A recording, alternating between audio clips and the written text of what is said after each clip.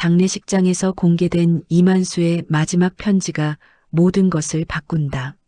진정한 가족은 피가 아니라 서로의 마음을 알아보는 것이다. 1년간 김세영을 거부했던 정희가 처음으로 세영아, 라고 부른다. 정말 가족이 되자. 아버지 말씀대로 서로의 마음을 알아보는 진짜 가족으로. 세 사람이 손을 맞잡으며 진정한 가족이 되는 감동의 순간이 완성된다. 오늘도 마음 따뜻해지는 이야기로 찾아뵈었어요. 혹시 이런 가슴 뭉클한 이야기가 좋으시다면 무료인 구독과 좋아요도 꾹 눌러주세요. 매일 새로운 감동 드라마를 들려드릴게요. 그럼 이야기로 여는 하루의 이야기 시작하겠습니다. 서울 근교 오래된 한옥마당에 따스한 가을 햇살이 내려앉았습니다. 마당 한가운데에는 빨간 고무대야에 담긴 배추들이 김장 준비를 기다리고 있었고 처마 끝에는 고추와 무말랭이가 가지런히 매달려 있었습니다. 평소라면 고요했을 이 공간이 오늘만큼은 분주한 발걸음 소리로 가득했습니다. 이만수는 대청마루에 앉아 손녀 소윤이 드레스를 입어보는 모습을 지켜보고 있었습니다. 올해 82인 그의 얼굴에는 깊은 주름이 세월의 흔적을 새겨놓았지만 소윤을 바라보는 눈빛만큼은 여전히 다정했습니다. 하지만 오늘따라 그 시선 속에는 어딘가 복잡한 감정이 스며들어 있었습니다. 할아버지, 어때요? 예쁘죠? 소윤이 하얀 드레스를 입고 빙글빙글 돌며 웃었습니다. 28배 그녀는 결혼을 앞둔 예비 신부의 설렘으로 가득했습니다. 어릴 적부터 할아버지와 가장 가까웠던 소윤은 다른 누구보다도 할아버지의 축복을 받고 싶어 했습니다. 그럼 우리 소윤이가 제일 예쁘지. 이만수는 미소를 지었지만 마음 한구석에서는 다른 생각들이 꿈틀거리고 있었습니다. 저놈이 마음에 안 드는 건 가난해서가 아니야. 소윤이 곁에 있어선 안 될 이유가 있어. 사실 이만수가 장유민을 반대하는 진짜 이유는 따로 있었습니다. 젊은 시절 자신이 저질렀던 실수, 그리고 그로 인해 생겨난 비밀이 이제 와서 소윤의 행복을 방해할 수도 있다는 두려움 때문이었습니다. 마당 건너편에서는 딸 정희가 친척들과 함께 음식 준비에 여념이 없었습니다.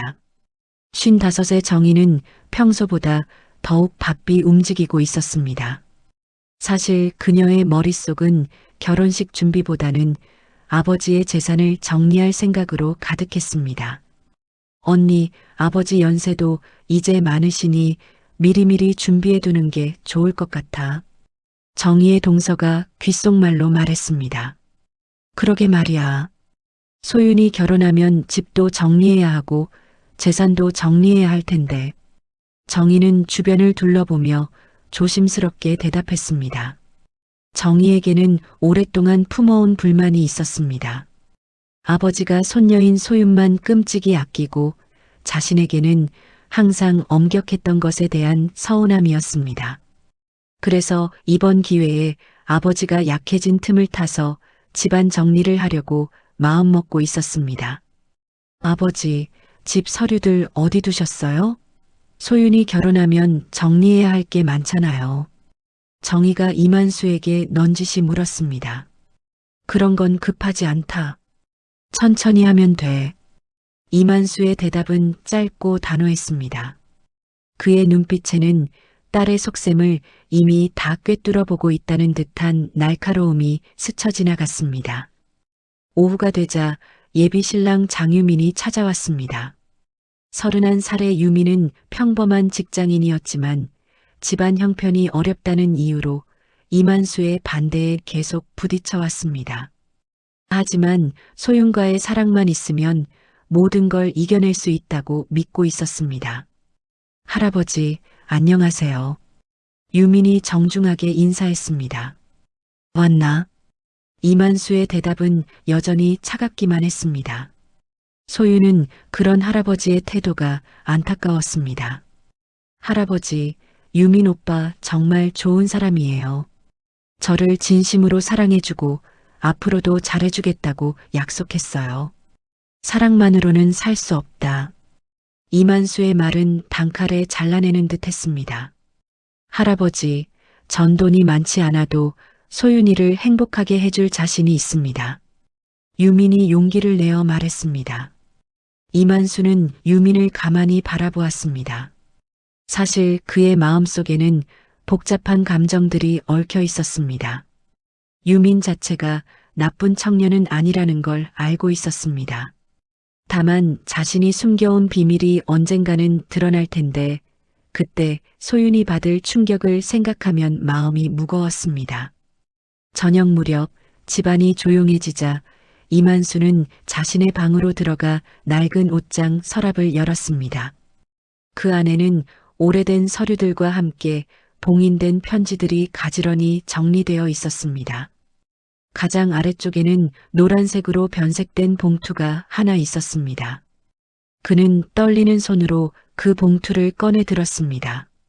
그 안에는 수십 년 전 작성된 출생신고서와 함께 첫사랑 최경자가 써준 편지가 들어 있었습니다. 편지에는 이렇게 적혀 있었습니다. 만수야, 우리 아들 세영이를 잘 부탁해. 내가 키울 수 없는 상황이니 언젠가는 아이에게 아버지가 있다는 걸 알려주면 좋겠어. 이만수의 눈가에 눈물이 맺혔습니다. 젊은 시절 사랑했던 경자와의 사이에서 낳은 아들 김세영. 그 아이를 인정하지 못했던 자신의 과거가 이제 와서 소윤의 미래의 그림자를 드리우고 있었습니다. 이제는 말해야 할 때가 온 것 같구나. 이만수는 중얼거리며 서류를 다시 봉투에 넣었습니다. 내일 결혼식장에서 모든 걸 털어놓기로 마음을 굳혔습니다. 바깥에서는 소윤과 유민이 마당 평상에 앉아 달빛 아래 조용한 대화를 나누고 있었습니다. 할아버지께서 우리 결혼을 진심으로 축복해 주셨으면 좋겠어요. 소윤이 유민의 손을 잡으며 말했습니다. 그럼 당연하지. 내가 선택한 사람인데. 할아버지도 시간이 지나면 마음을 여실 거야. 유민이 대답했습니다. 하지만 내심으로는 이만수의 재산이 얼마나 될지, 그리고 자신들이 얼마나 물려받을 수 있을지가 궁금했습니다. 이만수는 창문 너머로 그들의 모습을 지켜보며 깊은 한숨을 내쉬었습니다. 저 순진한 소윤이 내일 자신이 폭로할 진실을 과연 받아들일 수 있을까요? 그리고 유민이라는 남자가 진정 소윤을 사랑하는 것일까요? 아니면 다른 목적이 있는 것일까요? 밤이 깊어가며 한옥마당은 다시 고요함을 되찾았습니다. 가을밤 찬 공기 속에 귀뚜라미 소리만이 쓸쓸하게 울려 퍼졌습니다. 하지만 이만수의 마음만큼은 내일 있을 결혼식에 대한 복잡한 감정들로 한잠도 잘 수 없는 밤을 보내고 있었습니다. 내일이면 모든 것이 바뀔 것입니다. 50여 년간 숨겨왔던 진실이 드러나고 가족들의 운명도 완전히 달라질 것입니다. 과연 이 모든 일들이 소윤에게는 축복이 될까요? 아니면 저주가 될까요? 결혼식 당일 아침 서울 시내의 한 웨딩홀은 분주한 움직임으로 가득했습니다. 하객들이 하나둘씩 도착하기 시작했고 웨딩홀 직원들은 마지막 점검에 여념이 없었습니다. 화려한 꽃장식과 촛불이 놓인 예식장은 마치 동화 속 한 장면처럼 아름다웠습니다. 신부 대기실에서는 소윤이 화장을 마치고 웨딩드레스를 입고 있었습니다. 거울 속 자신의 모습을 바라보며 설렘과 긴장이 교차하는 복잡한 감정을 느꼈습니다. 오늘 하루만큼은 세상에서 가장 행복한 신부가 되고 싶었습니다. 소윤아, 정말 예쁘다. 우리 딸 이렇게 예쁜 신부가 되다니. 정희가 소윤의 베일을 정리해주며 눈물을 글썽였습니다. 하지만 그녀의 마음 한편에는 여전히 아버지의 재산에 대한 걱정이 자리 잡고 있었습니다. 한편 이만수는 정장을 차려입고 웨딩홀 로비에서 하객들을 맞이하고 있었습니다. 평생 교육자로 살아온 그답게 많은 제자들과 동료들이 찾아와 축하 인사를 건넸습니다. 하지만 그의 얼굴에는 평소와 다른 긴장감이 역력했습니다. 선생님, 오늘 정말 좋은 날이네요. 손녀분 결혼 진심으로 축하드립니다. 옛 동료가 인사했습니다. 고맙습니다. 이만수의 대답은 간단했지만 그의 손에는 어젯밤 준비한 서류 봉투가 꽉 쥐어져 있었습니다. 오전 11시, 예식 시작 1시간 전이었습니다. 그때 웨딩홀 입구로 한 남성이 조심스럽게 들어왔습니다. 35살 정도로 보이는 그 남자는 깔끔한 정장을 입고 있었지만 어딘가 어색하고 긴장한 기색이 역력했습니다. 실례합니다. 혹시 이만수 선생님 계신가요? 남자가 웨딩홀 직원에게 조심스럽게 물었습니다. 웨딩홀 직원은 남자를 이만수가 있는 곳으로 안내했습니다. 이만수는 그 남자를 보는 순간 온몸이 굳어졌습니다.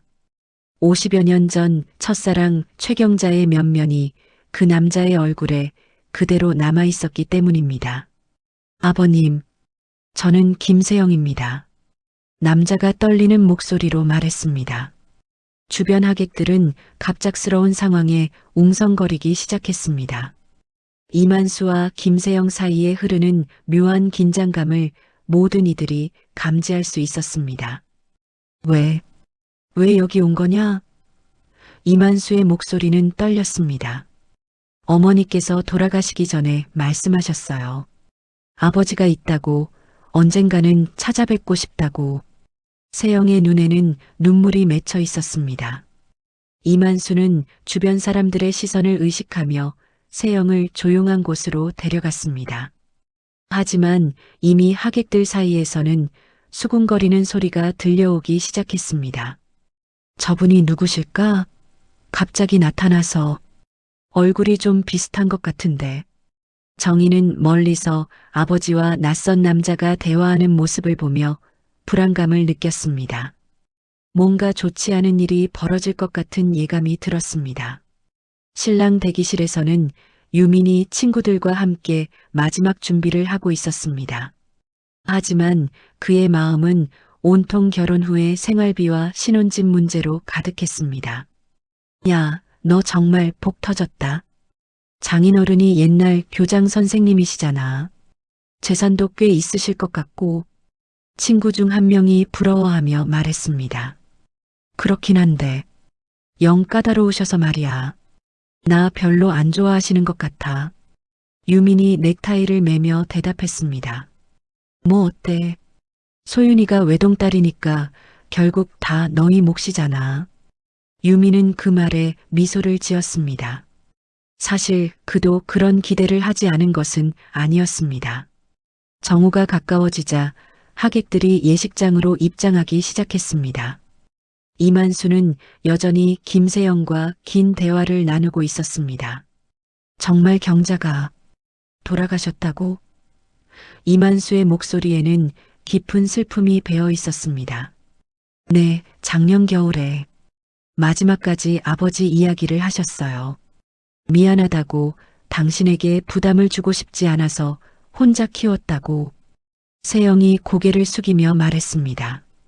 이만수의 눈에서 눈물이 흘러내렸습니다. 젊은 시절 자신의 무책임함이 경자와 세영에게 얼마나 큰 상처를 주었는지 새삼 깨달았습니다. 아버지, 저는 원망하지 않습니다. 다만 오늘 이 자리에서 제 존재를 알리고 싶었을 뿐이에요. 세영이 조심스럽게 말했습니다.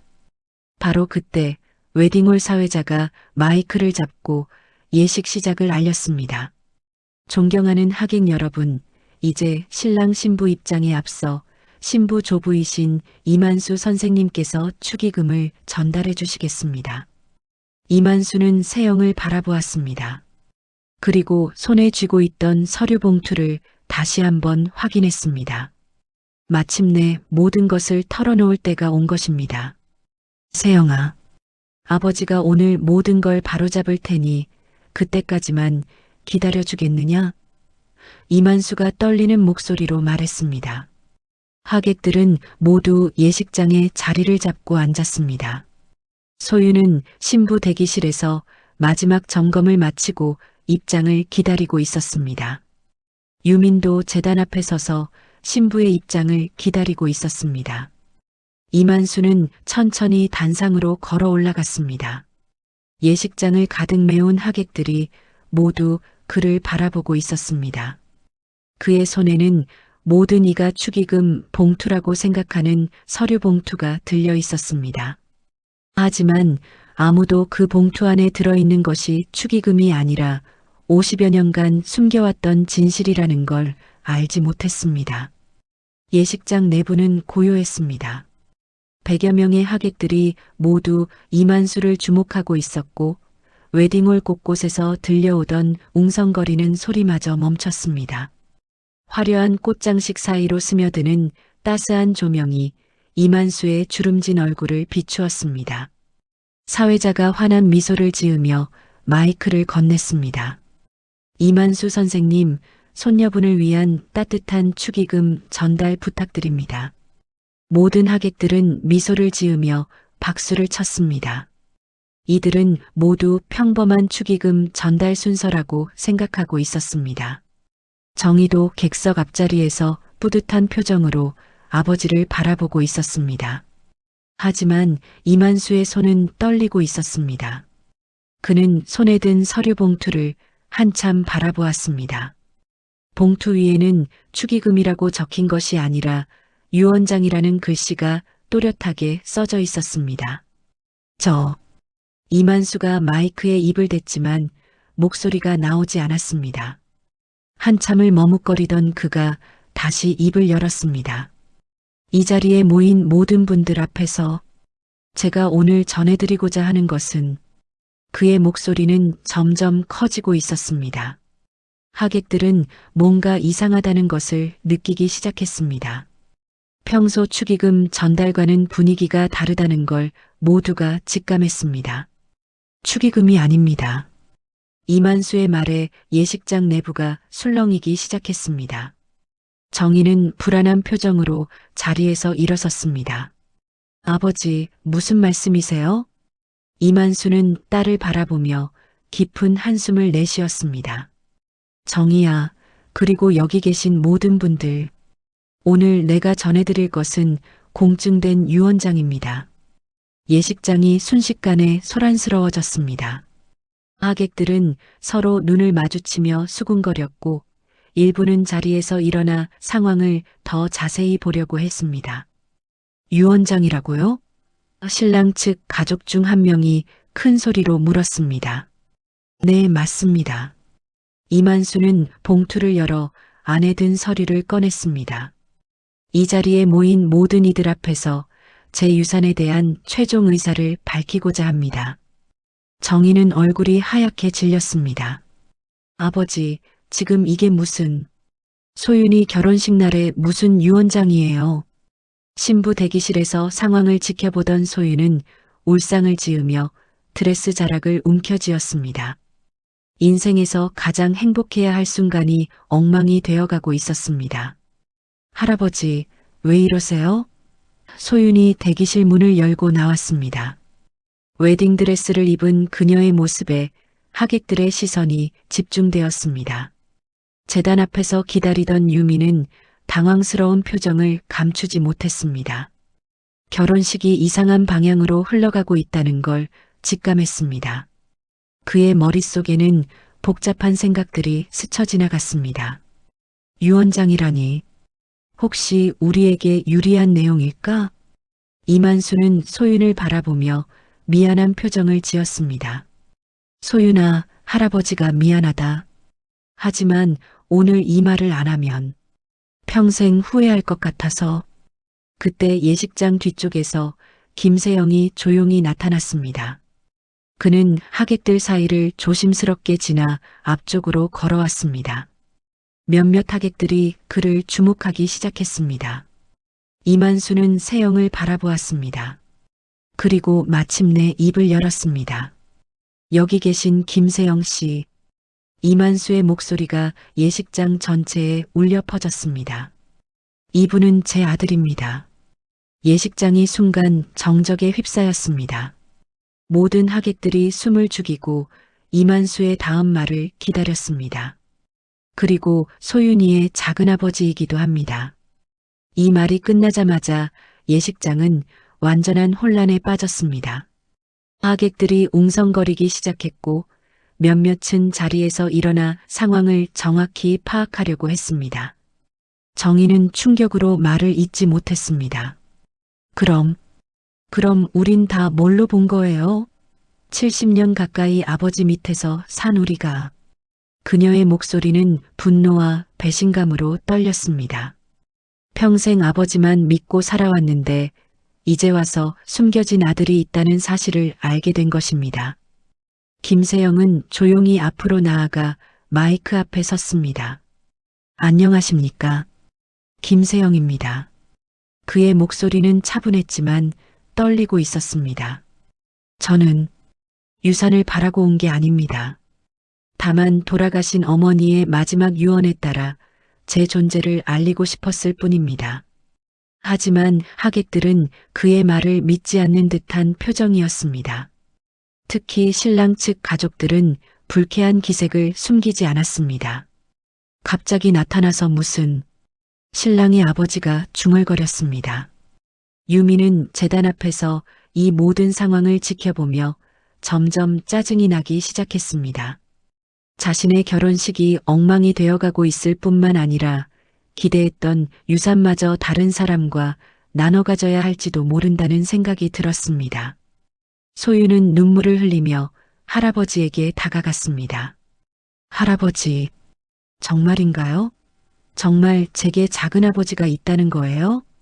이만수는 소윤의 손을 잡았습니다. 소윤아, 할아버지가 젊었을 때 저지른 실수야. 하지만 이제는 숨길 수 없어서. 다만 세영이 다시 입을 열었습니다. 오늘이 이렇게 될 줄은 정말 몰랐습니다. 결혼식을 망치려던 건 아니었어요. 그러나 이미 예식장의 분위기는 완전히 바뀌어 있었습니다. 축제 분위기는 온데간데였고 모든 이들의 얼굴에는 당황과 혼란만이 가득했습니다. 유미는 마침내 참지 못하고 큰 소리로 말했습니다. 이게 뭐 하는 짓입니까? 결혼식 날에 이런 일을. 유민의 큰 목소리가 예식장 전체에 울려 퍼지자 모든 하객들의 시선이 그에게로 쏠렸습니다. 제단 앞에 서 있던 그의 얼굴은 분노로 일그러져 있었습니다. 이만수 할아버지, 도대체 무슨 생각이세요? 오늘이 무슨 날인데? 유민의 목소리는 점점 커졌습니다. 저희 결혼식을 이런 식으로 망치시려고요? 정희는 아직도 충격에서 벗어나지 못하고 있었습니다. 그녀는 김세영을 위아래로 훑어보며 믿기 어렵다는 표정을 지었습니다. 아버지, 정말 이분이? 그렇다. 세영이는 내가 젊었을 때 경자와 사이에서 낳은 아들이다. 이만수의 고백은 단호했습니다. 예식장 곳곳에서 하객들의 수군거리는 소리가 더욱 커졌습니다. 평생 교육자로 존경받아왔던 이만수의 과거가 이렇게 드러나자 모든 이들이 당황하고 있었습니다. 최경자요? 우리 동네 살던 그 경자씨요? 오랜 지인 중 한 명이 놀라며 물었습니다. 이만수는 고개를 끄덕였습니다. 그 시절 내가 너무 어렸고 무책임했었다. 경자와 세영이에게 미안한 마음만 갖고 살았다. 김세영은 조용히 고개를 숙이며 말했습니다. 어머니는 평생 아버지를 원망하지 않으셨어요. 다만 제가 성인이 되면 한 번은 찾아뵙고 싶다고 하셨죠. 그럼 지금까지 어디서 살았던 거예요? 정희가 떨리는 목소리로 물었습니다. 부산에서 어머니와 함께 살았습니다. 어머니는 작은 식당을 운영하며 저를 키워주셨어요. 세영의 대답은 담담했습니다. 이때 신랑 측 가족들이 웅성거리기 시작했습니다. 유민의 아버지가 일어나서 말했습니다. 이런 일이 있을 줄 알았으면 처음부터 이 결혼을 반대했어야 했는데 유민의 어머니도 불쾌한 표정을 감추지 않았습니다. 집안이 이렇게 복잡한 줄 몰랐네요. 혼외 자식까지 있다니. 소유는 그런 말들을 듣고 더욱 절망스러워했습니다. 웨딩드레스를 입은 채 눈물을 흘리는 그녀의 모습이 더욱 안타까웠습니다. 유민 오빠. 소윤이 떨리는 목소리로 유민을 불렀습니다. 미안해요. 이런 일이 있을 줄 몰랐어요. 하지만 유민의 반응은 소윤이 기대했던 것과 달랐습니다. 그는 짜증 섞인 목소리로 대답했습니다. 소윤아, 네네, 결국 돈 문제잖아. 유산도 이제 나눠 가져야 하는 거고. 유민의 속마음이 드러나는 순간이었습니다. 유산 하나도 제대로 못 받는 손녀라면 뭐해? 게다가 아버지까지 이 모양이라니. 유민의 말은 점점 더 노골적으로 변했습니다. 소윤의 얼굴이 창백해졌습니다. 오빠, 그게 무슨 말이에요? 나 이런 복잡한 집안인 줄 알았으면 애초에 결혼 안 했어. 유민이 큰 소리로 외쳤습니다. 예식장 전체가 순식간에 정적에 휩싸였습니다. 모든 하객들이 유민의 말에 충격을 받았습니다. 특히 소유는 믿을 수 없다는 표정으로 유민을 바라보았습니다. 그럼 오빠는 저를 사랑해서 결혼하려던 게 아니었나요? 소윤의 목소리는 떨리고 있었습니다. 유민은 잠깐 당황했지만 이미 돌이킬 수 없었습니다. 사랑도 중요하지만 현실적인 것도 생각해야지. 내 할아버지가 교장 선생님이었으니까 재산도 있을 줄 알았는데. 이놈이. 이만수가 분노에 찬 목소리로 외쳤습니다. 내 손녀를 뭘로 본 거냐? 김세영이 이만수를 부축하며 말했습니다. 아버님, 진정하세요. 혈압 올라가십니다. 하지만 이만수의 분노는 가라앉지 않았습니다. 소윤이가 얼마나 순수한 아이인데 이런 놈에게 속았다니. 유민의 가족들도 이제는 체면을 차릴 수 없었습니다. 유민의 아버지가 일어서며 말했습니다. 아들이 말이 좀 거칠긴 하지만 사실 우리도 이런 일이 있을 줄 몰랐거든요. 집안 사정이 이렇게 복잡한 줄 알았으면. 그만하세요. 소윤이 눈물을 흘리며 큰 소리로 외쳤습니다. 더 이상 듣고 싶지 않아요. 그녀는 웨딩드레스 자락을 들고 예식장을 뛰쳐나가려 했습니다. 하지만 긴 드레스 때문에 제대로 걸을 수가 없었습니다. 소윤아. 정희가 딸을 따라가려 했지만 소윤은 어머니의 손을 뿌리쳤습니다. 엄마도 할아버지 재산만 생각했잖아요. 모두 다 똑같아요. 소윤의 절망적인 외침이 예식장에 울려 퍼졌습니다. 유미는 자신이 한 말의 심각성을 뒤늦게 깨달았지만 이미 늦었습니다. 그는 소윤에게 다가가려 했지만 이만수가 막아섰습니다. 이 자식아, 내 손녀에게 더 이상 다가오지 마라. 이만수의 목소리는 위협적이었습니다. 신랑 측 가족들은 서로 눈짓을 주고받더니 자리에서 일어나기 시작했습니다. 유민의 어머니가 정희에게 다가와 차가운 목소리로 말했습니다. 죄송합니다만 우리는 이만 가보겠습니다. 이런 상황에서 결혼식을 계속할 수는 없을 것 같네요. 정희는 무릎을 꿇으며 사과했습니다. 사돈댁, 제발. 아버지가 잠깐 착각을 하신 것 같아요. 다시 생각해 주세요. 하지만 유민의 가족들은 냉담한 표정으로 예식장을 떠나기 시작했습니다. 다른 하객들도 하나둘씩 자리를 뜨기 시작했습니다. 김세영은 이 모든 상황이 자신 때문에 벌어진 일이라는 죄책감에 시달렸습니다. 아버님, 제가 오지 말았어야 했나 봅니다. 아니다, 세영아. 이건 언젠가는 밝혀져야 할 일이었어. 이만수는 가슴을 움켜쥐며 힘겹게 말했습니다. 갑자기 이만수의 안색이 창백해지기 시작했습니다. 오랜 시간 쌓인 스트레스와 오늘의 충격이 그의 몸에 무리를 주고 있었습니다. 아버지, 정희가 놀라 달려왔습니다. 할아버지, 소윤도 눈물을 훔치며 달려왔습니다. 하지만 이만수는 이미 의식을 잃고 바닥에 쓰러져 있었습니다. 웅장했던 결혼식장은 순식간에 아수라장으로 변했고 구급차 소리만이 텅 빈 홀에 울려 퍼졌습니다. 구급차 사이렌 소리가 점점 멀어져가는 가운데 텅 빈 웨딩홀에는 쓸쓸함만이 남았습니다. 화려했던 꽃장식들은 그대로 있었지만 하객들은 모두 떠나고 없었습니다. 바닥에는 흩어진 축의금 봉투들과 떨어진 꽃잎들만이 방금 전까지의 혼란을 말해주고 있었습니다. 소유는 웨딩드레스를 입은 채 신부 대기실 소파에 털썩 주저앉아 있었습니다. 화장이 눈물로 번져 얼굴이 엉망이 되어 있었지만 더 이상 그런 것들은 중요하지 않았습니다. 인생에서 가장 행복해야 할 날이 최악의 하루로 변해버렸습니다. 소윤아, 정희가 조심스럽게 대기실 문을 열고 들어왔습니다. 그녀의 얼굴도 충격으로 인해 창백했습니다. 엄마, 저 혼자 있고 싶어요. 소윤의 목소리는 쉬어 있었습니다. 그래도 병원에 가야지. 할아버지가. 정희가 말을 잇지 못했습니다. 소윤은 고개를 들어 어머니를 바라보았습니다. 엄마도 정말 할아버지 재산만 생각했던 거죠? 유민 오빠 말이 맞았나 봐요. 정희는 할 말을 잃었습니다. 사실 그녀 역시 아버지의 재산에 관심이 없었다고 할 수는 없었기 때문입니다.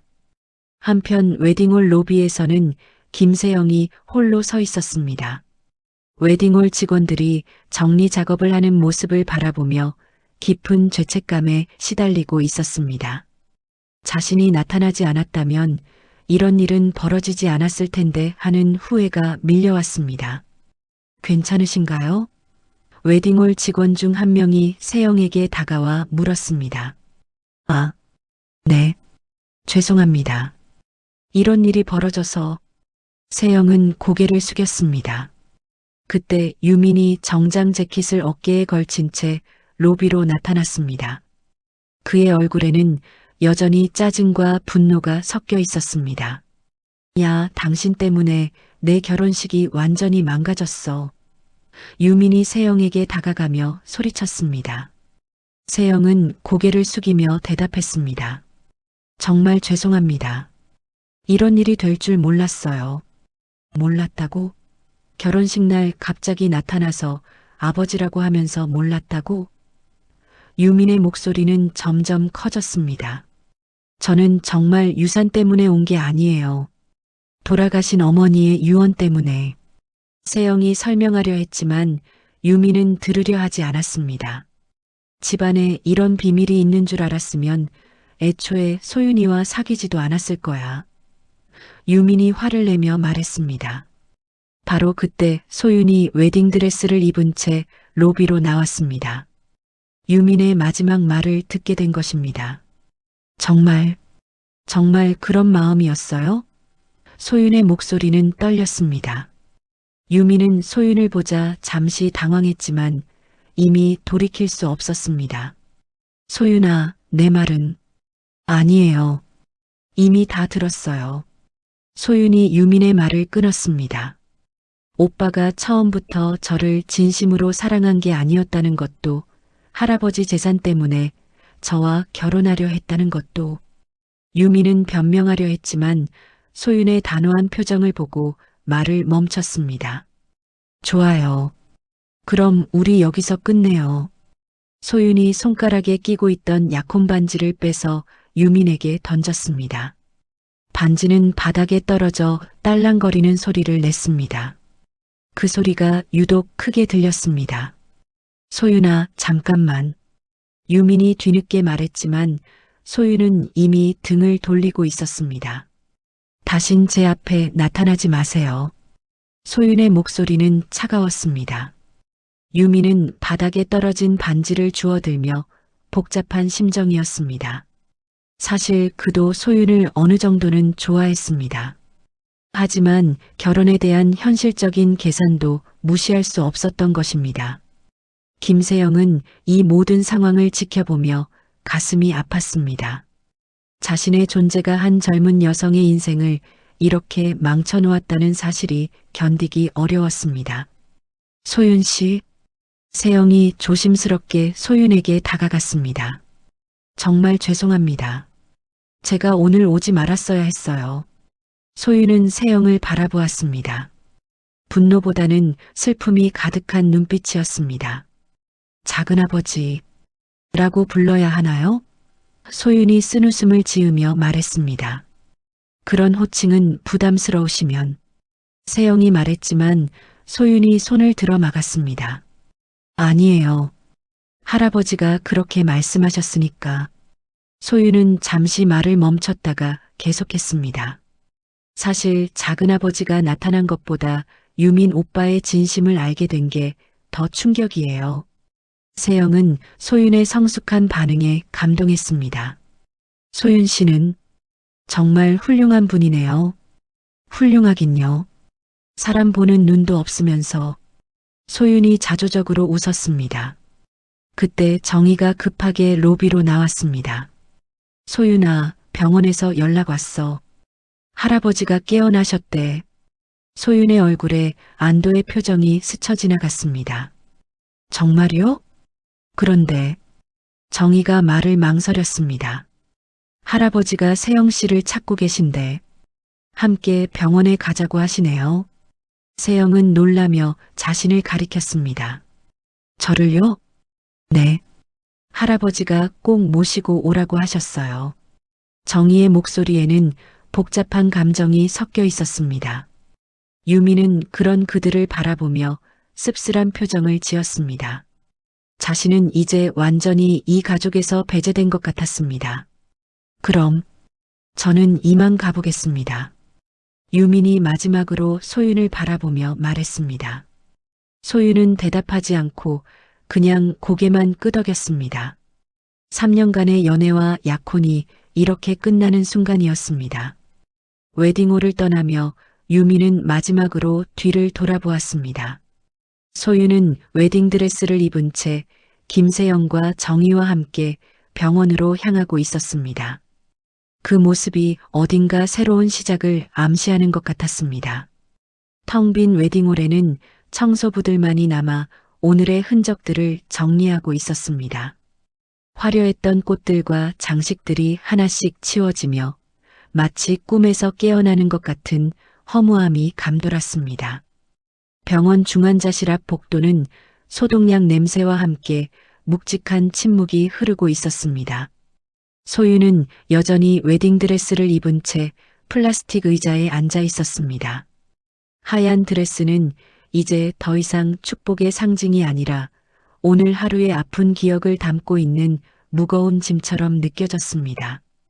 환자분이 의식을 회복하셨습니다. 하지만 혈압이 많이 오르셔서 절대 안정이 필요합니다. 의사가 나와서 설명했습니다. 면회는 한 번에 2분씩만 가능하고 길게 대화하시면 안 됩니다. 정희는 안도의 한숨을 내쉬었습니다. 다행이네요. 아버지께서 김세영 씨를 찾으신다고 하셨는데. 네, 환자분이 계속 세영이라는 이름을 부르고 계십니다. 간호사가 덧붙였습니다. 김세영은 복잡한 심정으로 중환자실 문을 바라보았습니다. 평생 한 번도 제대로 아버지라고 부르지 못했던 사람을 이제 만나게 되는 것입니다. 작은아버지, 할아버지께서 기다리고 계세요. 소윤이 세영의 손을 잡으며 말했습니다. 그녀의 손은 차가웠지만 그 온기에는 따뜻한 위로가 담겨 있었습니다. 중환자실 문이 열리고 소윤과 김세영이 함께 들어갔습니다. 침대에 누워있는 이만수는 산소 마스크를 쓰고 있었지만 두 사람을 보자 눈을 크게 떴습니다. 할아버지, 소윤이 조심스럽게 다가가며 이만수의 손을 잡았습니다. 소윤아, 미안하다. 이만수의 목소리는 마스크 때문에 약간 들리지 않았지만 그 안타까움은 충분히 전해졌습니다. 괜찮아요, 할아버지. 오히려 더 일찍 알려주셨어야 했어요. 소윤의 대답에 이만수의 눈에 눈물이 맺혔습니다. 김세영은 침대 옆에 서서 이만수를 바라보았습니다. 어머니 최경자를 통해서만 들어왔던 아버지의 모습이 이제야 눈앞에 있었습니다. 세영아. 이만수가 떨리는 손으로 세영을 가리켰습니다. 가까이 와라. 세영이 침대 가까이 다가가자 이만수는 그의 손을 잡았습니다. 50여 년 만에 아버지와 아들이 처음으로 손을 맞잡는 순간이었습니다. 아버님, 세영의 목소리도 떨렸습니다. 미안하다. 정말 미안하다. 너와 경자에게. 이만수의 눈에서 눈물이 흘러내렸습니다. 괜찮습니다. 어머니도 이해하고 계셨어요. 그 시절 상황이 어려웠다는 걸. 세영이 위로했습니다. 이만수는 힘겹게 고개를 끄덕였습니다. 그리고 소윤을 바라보며 말했습니다. 소윤아, 난 내가 진심으로 사랑하는 사람과 살아가길 바랐다. 돈이나 가문이 아니라.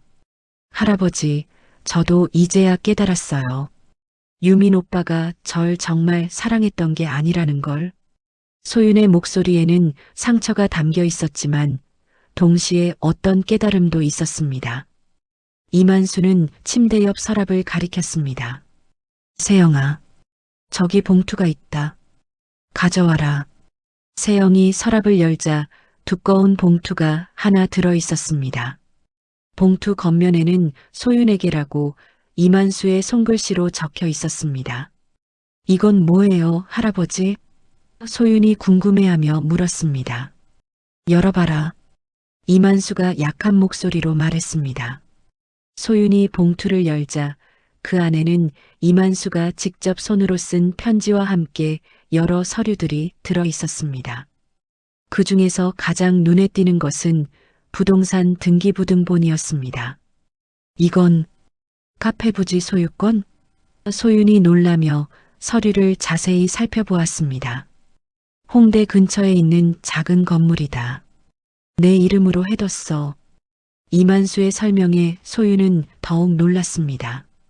김세영도 놀라며 서류를 들여다보았습니다. 아버님, 이런 걸 언제? 몇 년 전부터 준비해뒀다. 소윤이가 언젠가 자립할 수 있도록. 이만수가 힘겹게 설명했습니다. 소윤은 편지를 펼쳐 읽기 시작했습니다. 할아버지의 정성스러운 손글씨로 가득한 편지였습니다. 우리 사랑하는 소윤아, 할아버지가 이 편지를 쓰는 지금 내가 이 글을 읽고 있다면 아마 많은 일들이 벌어진 후일 것이다. 이 작은 카페 부지는 내가 새로운 시작을 할 수 있도록 할아버지가 준비한 선물이다. 돈이나 재산이 아니라 내 자신의 힘으로 살아갈 수 있는 기회 말이다. 편지를 읽어가며 소윤의 눈에 다시 눈물이 맺혔습니다. 하지만 이번에는 슬픔이 아니라 할아버지의 사랑을 확인하는 감동의 눈물이었습니다. 할아버지, 소윤이 편지를 가슴에 꼭 안으며 말했습니다. 이만수는 세영을 바라보며 말했습니다. 세영아, 너는 이미 충분히 훌륭하게 자랐다. 경자가 잘 키워줬구나. 어머니 자랑이었어요. 아버님의 아들이라는 게. 세영의 대답에 이만수는 고개를 끄덕였습니다. 소윤아, 세영이가 너의 작은아버지다. 앞으로 서로 의지하며 살아가거라. 이만수의 목소리에는 간절함이 담겨 있었습니다. 소윤은 김세영을 바라보며 말했습니다. 작은아버지, 저희 정말 가족이 된 거죠? 그럼요. 이상한 방식으로 만났지만. 세영도 미소를 지었습니다. 밖에서 간호사가 면회 시간이 끝났다고 알렸습니다. 두 사람은 아쉬워하며 병실을 나왔습니다. 복도에서 기다리고 있던 정희는 복잡한 표정으로 그들을 맞았습니다. 아버지 상태는 어때? 많이 안정되셨어요. 그런데 엄마. 소윤이 정희에게 서류를 보여주었습니다. 정희는 카페 부지 등기부를 보고 놀랐습니다. 이게 뭐니? 할아버지가 제 이름으로 준비해 주신 거예요. 카페를 열 수 있게. 소윤의 설명을 들으며 정희의 표정이 복잡해졌습니다. 사실 정희는 아버지의 재산이 대부분 소윤에게 갈 것이라는 걸 어느 정도 예상하고 있었습니다. 하지만 막상 현실이 되니 마음이 편치 않았습니다. 그럼 나머지 재산은? 정희가 조심스럽게 물었습니다. 김세영이 대답했습니다. 아버님 말씀으로는 집은 누나께서 계속 사시고 나머지는 큰 재산이 없다고 하시더라고요. 정희는 실망했지만 동시에 안도했습니다. 적어도 집은 자신의 몫이라는 것을 확인했기 때문입니다. 병원 복도에서 세 사람은 각자 다른 생각에 잠겨 있었습니다. 오늘 하루 동안 모든 것이 바뀌었지만 이제야 진짜 가족의 의미를 찾아가는 시작점에 서 있었습니다. 3개월 후 홍대 근처 작은 골목길에 자리 잡은 카페 소담이 문을 열었습니다. 소윤이 할아버지로부터 물려받은 부지에 정성스럽게 만든 작은 공간이었습니다. 카페 이름은 할아버지가 편지에서 써주신 소담하게 살아가거라는 말에서 따온 것이었습니다. 오전 10시 소윤은 앞치마를 두르고 원두를 갈며 하루를 시작했습니다. 웨딩드레스를 입었던 그때와는 완전히 다른 모습이었습니다. 화려한 메이크업 대신 자연스러운 얼굴에 긴 머리는 단정하게 묶어 올렸습니다. 무엇보다도 그녀의 눈빛에는 예전과 다른 의지와 평온함이 담겨 있었습니다. 소윤 씨, 아메리카노 한 잔 주세요. 단골 손님이 들어오며 인사했습니다. 네, 금방 준비해 드릴게요. 소윤이 밝은 미소를 지으며 대답했습니다. 카페는 크지 않았지만 따뜻하고 아늑한 분위기였습니다. 벽면에는 할아버지가 써주신 손편지가 액자에 담겨 걸려 있었고 구석에는 작은 책장이 놓여 있어 손님들이 자유롭게 책을 읽을 수 있었습니다. 오후 2시쯤 김세영이 카페 문을 열고 들어왔습니다. 그는 지난 3개월간 소윤의 카페 준비를 도와주며 진짜 가족처럼 지내고 있었습니다. 작은아버지, 오늘은 일찍 오셨네요. 소윤이 반갑게 맞았습니다. 회사에서 일찍 끝나서 손님 많이 오는 것 같던데? 세영이 주변을 둘러보며 말했습니다. 네, 요즘 단골분들이 늘어나고 있어요. 입소문도 조금씩 나고 있고요. 소윤의 얼굴에 뿌듯함이 스며들어 있었습니다. 세영은 카운터에 앉으며 말했습니다. 정말 많이 달라졌구나, 소윤아. 3개월 전만 해도 결혼만 생각하던 아이가 이제는 완전히 독립적인 여성이 되었잖아. 그때 일을 생각하면 정말 어린애였던 것 같아요. 유민 오빠에게만 의지하려고 했고 할아버지 재산도 당연히 물려받을 거라고 생각했죠. 소윤이 솔직하게 말했습니다. 그런데 지금은 제 힘으로 살아가고 있다는 게 정말 뿌듯해요. 물론 처음엔 무서웠지만 소윤이 미소를 지었습니다. 그때 카페 문이 열리며 예상하지 못한 손님이 들어왔습니다. 바로 정이었습니다. 3개월간 소윤과 거의 대화를 하지 않았던 어머니였습니다. 엄마, 소윤이 놀라며 말했습니다. 정희는 어색한 표정으로 카페 안을 둘러보았습니다. 여기가 내가 차린 카페구나. 네, 들어보세요. 소윤이 의자를 권했지만 정희는 선 채로 계속 주변을 살폈습니다. 생각보다 괜찮네. 정희의 말에는 복잡한 감정이 섞여 있었습니다. 김세영이 일어서며 인사했습니다. 누나, 안녕하세요. 아, 정희가 세영을 보며 잠시 말을 잇지 못했습니다. 여전히 김세영의 존재를 완전히 받아들이지 못하고 있었습니다. 엄마, 앉으세요. 커피 드릴게요. 소윤이 정희를 의자로 안내했습니다. 정희가 자리에 앉자 소윤은 조심스럽게 물었습니다. 할아버지는 어떻게 지내세요? 많이 좋아지셨어. 요즘엔 마당에서 화초도 키우시고. 정희가 대답했습니다. 김세영이 중간에서 말했습니다. 누나, 소윤이가 정말 열심히 하고 있어요. 하루도 쉬지 않고 카페 운영하면서. 당신이 뭘 안다고 나서는 거야? 정희가 세영을 향해 차가운 시선을 보냈습니다. 순간 카페 안이 조용해졌습니다. 소유는 어머니와 작은아버지 사이에 미묘한 긴장감을 느꼈습니다. 엄마, 작은아버지는 지난 3개월간 저를 정말 많이 도와주셨어요. 가족이잖아요. 가족? 정희가 쓴웃음을 지었습니다. 70년을 아버지와 살면서도 몰랐던 가족이 갑자기 나타나서? 아니, 내가 이상한 건가? 평생 외동딸인 줄 알고 살았는데 갑자기 오빠가 생겼다고 하면 당연히 받아들여야 하는 거야? 정희의 목소리가 점점 커졌습니다. 소유는 어머니의 마음을 이해했습니다. 3개월이라는 시간이 흘렀지만 정희에게는 여전히 받아들이기 어려운 현실이었을 것입니다. 엄마, 저도 처음엔 당황스러웠어요. 하지만 이제는 너는 달라. 너는 어차피 할아버지한테 이런 선물까지 받았잖아. 정희가 카페를 가리키며 말했습니다. 엄마, 그게 아니에요. 할아버지께서 주신 건 건물이 아니라 기회였어요. 제가 스스로 살아갈 수 있는. 소윤이 설명하려 했습니다. 김세영이 조용히 말했습니다. 누나, 저는 아무것도 바라지 않습니다. 다만 아버님을 뵐 수 있게 되어서 감사할 뿐이에요. 그래. 그럼 유산은 왜 포기 안 해? 정희가 직설적으로 물었습니다. 저는 애초에 유산을 바라고 온 게 아니었어요.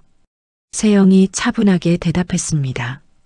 소유는 이런 대화가 더 이상 계속되어서는 안 된다고 생각했습니다. 엄마, 작은아버지, 그만해요. 이런 얘기 할아버지가 들으시면 얼마나 속상하실까요? 정희는 잠시 말없이 앉아 있다가 일어났습니다. 됐어. 내가 올 게 아니었나 봐. 엄마, 가지 마세요. 커피라도 드시고. 소윤이 붙잡으려 했지만 정희는 이미 문 쪽으로 향하고 있었습니다. 소윤아, 넌 잘하고 있으니까 계속 그렇게 살아. 나는 좀 더 시간이 필요할 것 같다. 정희가 문을 열며 마지막으로 말했습니다. 정희가 나간 후 카페 안은 무거운 침묵에 휩싸였습니다. 소윤은 한숨을 쉬며 의자에 앉았습니다. 미안해, 소윤아. 내가 있어서 누나가 더 불편했나 봐. 세영이 미안한 표정을 지었습니다. 아니에요, 작은아버지. 엄마는 시간이 지나면 이해하실 거예요. 소윤이 위로했습니다. 하지만 속으로는 가족 간의 상처가 언제쯤 아물지 걱정이 되었습니다. 새로운 시작을 했지만 아직 해결해야 할 문제들이 남아 있었습니다. 1년 후 이만수의 장례식이 조용히 치러졌습니다. 서울 근교의 작은 추모공원에는 가족들과 몇몇 지인들만이 모여 있었습니다. 가을 하늘은 맑았지만 사람들의 마음은 무겁기만 했습니다. 소유는 검은 정장을 입고 할아버지의 영정 앞에 서 있었습니다. 1년 전 웨딩드레스를 입고 혼란스러워했던 그 모습과는 완전히 달랐습니다. 이제 그녀의 눈빛에는 성숙함과 의연함이 담겨 있었습니다. 할아버지, 정말 고생 많으셨어요. 소윤이 영정에 대고 조용히 말했습니다. 김세영은 그 옆에서 묵묵히 고개를 숙이고 있었습니다. 비록 늦었지만 아버지와 아들로 만날 수 있었던 1년이 그에게는 소중한 시간이었습니다. 정희는 떨어져서 혼자 서 있었습니다. 1년이 지났지만 여전히 김세영과의 관계는 어색했고 아버지에 대한 복잡한 감정도 정리되지 않은 상태였습니다. 장례식이 끝나고 사람들이 하나둘씩 자리를 떠났습니다. 마지막에는 가족들만 남았습니다. 할아버지가 마지막으로 남기신 편지가 있어요. 소윤이 봉투를 꺼내며 말했습니다. 편지? 정희가 놀라며 물었습니다. 네, 병원에서 의식을 잃으시기 전에 간호사분에게 부탁하셨다고 해요. 소윤이 봉투를 열었습니다. 편지에는 이만수의 정성스러운 손글씨로 가족들에게 하고 싶었던 마지막 말들이 적혀 있었습니다. 내 사랑하는 가족들아, 이 편지를 읽고 있다면 아마 내가 세상을 떠난 후일 것이다. 먼저 정희야, 너를 평생 엄하게만 대한 아버지를 용서해다오. 그리고 세영아, 늦었지만 너를 아들로 인정하지 못했던 아버지를 용서해 주길 바란다. 마지막으로 소윤아, 너는 할아버지의 자랑이다. 진정한 가족은 피가 아니라 서로의 마음을 알아보는 것이라는 걸 잊지 마라. 편지를 다 읽은 후 세 사람은 한동안 말이 없었습니다. 각자의 마음속에서 이만수에 대한 기억들이 되살아나고 있었습니다. 아버지가 정말 많은 걸 생각하고 계셨구나. 정희가 처음으로 입을 열었습니다. 김세영이 조심스럽게 말했습니다. 누나, 저는 정말 가족이 되고 싶습니다. 아버님의 마지막 바람이기도 하고. 정희는 세영을 바라보았습니다. 1년 동안 마음의 벽을 쌓고 있었지만 아버지의 편지를 듣고 나니 그것도 무의미하게 느껴졌습니다. 세영 씨, 아니 세영아. 정희가 처음으로 세영을 편하게 불렀습니다. 내가 너무 어른스럽지 못했나 봐. 정말 가족이 되자. 아버지 말씀대로 서로의 마음을 알아보는 진짜 가족으로. 정희가 세영에게 손을 내밀었습니다. 세영은 그 손을 꽉 잡았습니다. 1년 반 만에 처음으로 진짜 남매가 되는 순간이었습니다. 소유는 그 모습을 보며 미소를 지었습니다. 할아버지가 보시면 정말 기뻐하실 거예요. 몇 주 후 소윤의 카페 소담에는 특별한 변화가 있었습니다. 한쪽 벽면에 이만수 선생님을 추모하며라는 작은 코너가 만들어진 것입니다. 거기에는 할아버지의 사진과 함께 그가 평생 소중히 여겼던 교육 철학에 대한 글들이 전시되어 있었습니다. 이런 코너를 만드니까 더 의미가 있는 것 같아요. 정희가 카페를 방문해서 말했습니다. 요즘 그녀는 일주일에 2~3번씩 카페에 들러 소윤과 시간을 보내고 있었습니다. 김세영도 함께 자리했습니다. 아버님이 정말 자랑스러워 하실 거야. 손녀가 이렇게 훌륭하게 자리를 잡았으니까. 작은아버지, 엄마, 저 혼자 힘으로는 불가능했을 거예요. 가족이 있어서 가능한 일이었죠. 소윤의 말에 세 사람 모두 따뜻한 미소를 지었습니다. 저녁 무렵 카페 문이 열리며 예상치 못한 손님이 들어왔습니다. 다름 아닌 장유민이었습니다. 유민 오빠, 소윤이 놀라며 말했습니다. 정희와 김세영은 자리를 피해 주었고 소윤과 유민은 카페 한쪽에 앉았습니다. 미안해, 소윤아. 1년 반 만에 이렇게 찾아와서 사실 그때 일을 생각하면 정말 부끄러워. 내가 너무 어른스럽지 못했어. 유민이 솔직하게 말했습니다. 오빤 그 사랑보다 현실적인 계산을 더 중요하게 생각했던 거죠. 그래서 다시 시작할 수 있을까? 유민이 조심스럽게 물었습니다. 소유는 잠시 생각에 잠겼습니다. 그리고 미소를 지으며 대답했습니다. 오빠 고마워요. 하지만 저는 이제 혼자서도 잘 살 수 있게 되었어요. 그리고 진짜 가족들도 생겼고요. 소윤이 정희와 김세영을 바라보며 말했습니다. 하지만 친구로는 지낼 수 있을 것 같아요. 어때요? 소윤이 손을 내밀었습니다. 유미는 그 손을 잡으며 미소를 지었습니다. 그것만으로도 고마워. 유민이 떠난 후 소윤은 카페 창문 너머로 석양을 바라보았습니다. 1년 반 전 최악의 하루였던 결혼식 날부터 지금까지 정말 많은 일들이 있었습니다. 소윤아, 뭘 그렇게 생각해? 정희가 다가와 물었습니다. 그냥 할아버지 생각이 나서요. 진정한 가족은 피가 아니라 서로의 마음을 알아보는 것이다라는 말씀 있잖아요. 소윤이 말했습니다. 맞아. 이제야 진짜 가족이 뭔지 알 것 같아. 김세영이 옆에서 말했습니다. 세 사람은 함께 석양을 바라보며 서 있었습니다. 과거의 상처들은 치유되었고 새로운 가족의 형태가 만들어졌습니다. 이만수가 마지막에 바랐던 그 모습 그대로였습니다. 카페 소담벽에 걸린 할아버지의 사진이 따스한 석양빛을 받아 더욱 온화하게 미소 짓고 있는 것 같았습니다. 오늘 이야기는 어떠셨나요? 가족의 진정한 의미에 대해 다시 한번 생각해 보게 되는 시간이었습니다. 이런 따뜻한 이야기들을 계속 들으러 와주세요. 그리고 무료인 구독과 좋아요, 댓글까지 써주시면 더 좋은 방향으로 이야기를 이끌어 나가도록 하겠습니다.